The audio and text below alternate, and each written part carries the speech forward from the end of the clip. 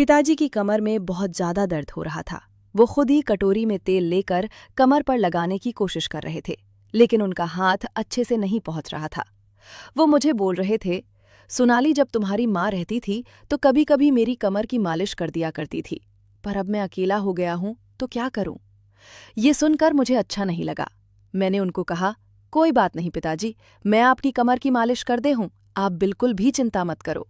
भले ही मैं आपकी सौतेली बेटी हूं, जब आप मेरे लिए इतना कुछ कर रहे हो तो क्या मैं आपके लिए कुछ भी नहीं कर सकती। मैं उनके हाथ से कटोरी लेकर उनकी कमर में तेल लगाने लगी।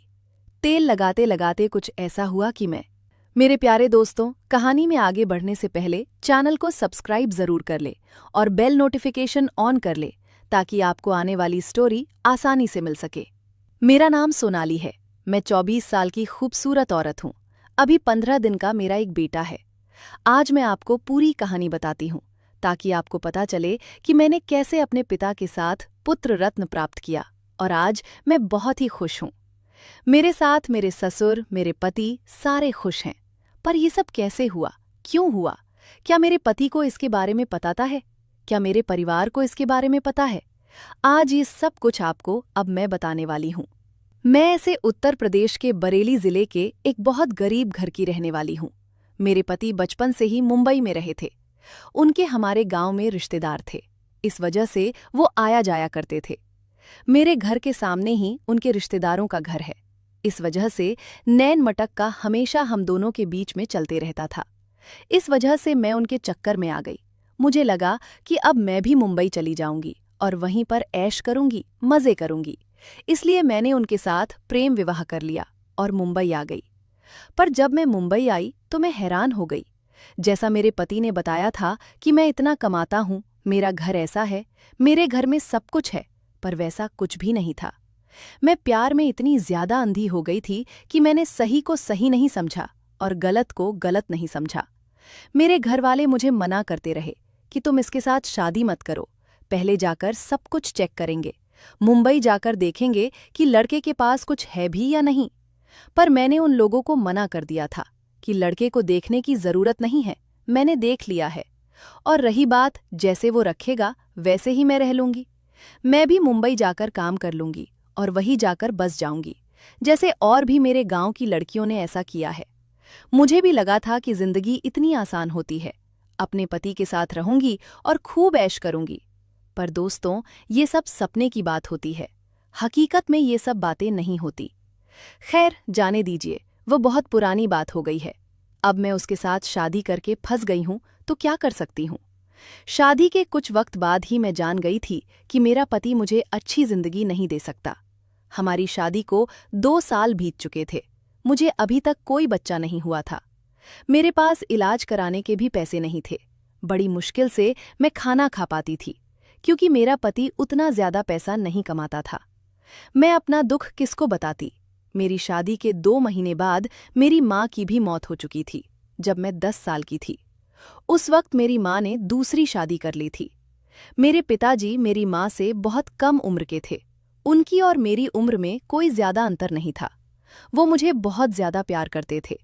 बच्चा ना होने की वजह से जब मैं इलाज करवाकर थक गई तो मैंने अपने पिताजी को फोन किया और अपने बारे में सब कुछ बताया। मेरे पति ने भी उनके साथ बात की और सब कुछ बताए कि ऐसा ऐसा बात है, बच्चा नहीं हो रहा है। मेरे पिताजी ने एक डॉक्टर से बात किया और वो डॉक्टर ने हमें बुलाया। मैं अपने पति के साथ बरेली आ गई और डॉक्टर को दिखाई। डॉक्टर ने कुछ टेस्ट करने को कहा। मेरा चेकअप हुआ और मेरे पति का भी चेकअप हुआ। फिर पिताजी मेरे पति को बोले कि तुम सोनाली को यहीं पर छोड़ दो। डॉक्टर जो कहती है वो सब एक बार समझ लो, उसके बाद ले जाना गांव। दूसरे दिन मेरे पति मुझे पिताजी के पास छोड़कर मुंबई चले गए, क्योंकि मेरे पति की अभी नई नई जॉब लगी थी। वो ज्यादा छुट्टियां नहीं कर सकते थे। हमारे घर वालों को भी ये आइडिया अच्छा लगा। मैं अपने पिताजी के यहाँ रुक गई और मेरे पति वापस मुंबई चले गए। जब से मेरी माँ की मौत हो चुकी है, तभी से पिताजी घर में अकेले ही रहते हैं। जब डॉक्टर का रिपोर्ट आया तो पता चला कि मेरे पति में ही खराबी है। मेरा पति कभी भी बाप नहीं बन सकता, उसके अंदर कुछ कमी है। ये बात पता चलते ही मेरे पिताजी बड़े ही रोमांटिक किस्म के इंसान हैं। फिर एक दिन की बात है पिताजी की कमर में बहुत ज्यादा दर्द हो रहा था। वो खुद ही कटोरी में तेल डालकर बोले कि आज मैं अपने से ही तेल लगा लेता हूँ। तुम्हारी माँ रहती थी तो कभी कभी मेरी कमर की मालिश कर देती थी, पर अब अकेला हो गया हूँ तो क्या करूँ। ये सुनकर मुझे अच्छा नहीं लगा। मैंने उनको कहा कि कोई बात नहीं पिताजी, मैं आपकी कमर की मालिश कर देती हूँ, आप बिल्कुल भी चिंता मत करो। भले ही मैं आपकी सौतेली बेटी हूँ, जब आप मेरे लिए इतना कुछ कर रहे हो तो क्या मैं आपके लिए कुछ भी नहीं कर सकती। मैं उनके हाथ से कटोरी लेकर उनकी कमर में तेल लगाने लगी। तेल लगाते लगाते कुछ ऐसा हुआ कि मैं उनकी आंख से आंख नहीं मिला पा रही थी, क्योंकि मुझसे वो गलती हो गई थी जो नहीं होनी चाहिए थी। अचानक से पिताजी बोले थे कि सोनाली, मैं एक बात तुमको बताऊं। तुम्हें पता है तुम्हारे पति में खराबी है। मुझे पता है तुम्हारे पति में खराबी है, पर दुनिया को नहीं पता, और ना ही तुम्हारे पति को ये बात मालूम है। तुम चाहो तो माँ बन सकती हो और जिंदगी अच्छे से काट सकती हो, क्योंकि तुम्हें भी पता है कि लव मैरिज किया है तुमने। तुम अपने पति को छोड़ भी नहीं सकती हो। आजकल गलत संबंध बनाने के लिए लोग किसी से भी अपने रिश्ते बना लेते हैं। दिक्कत तब होती है जब कई मर्दों से संबंध रखने वाली औरत पेट से हो जाती है, तो सारे मर्द उसका साथ छोड़कर भाग जाते हैं। मैं अच्छे से समझ रही थी कि पिताजी मुझे क्या समझाना चाहते हैं। मैंने उनकी बात पर अमल किया और उनकी बात मान ली, क्योंकि मैं भी तो माँ बनना चाहती थी और मेरे पास और कोई भी रास्ता नहीं था। फिर मैंने सब कुछ पिताजी के हवाले छोड़ दिया और उनसे मुझे सब कुछ मिला था, और आज मैं एक बच्चे की माँ बन गई हूँ। मेरे प्यारे दोस्तों, अगर आप ऐसी ही और भी मज़ेदार कहानियाँ सुनना चाहते हो तो चैनल को सब्सक्राइब कर लें और बेल नोटिफिकेशन ऑन कर लें।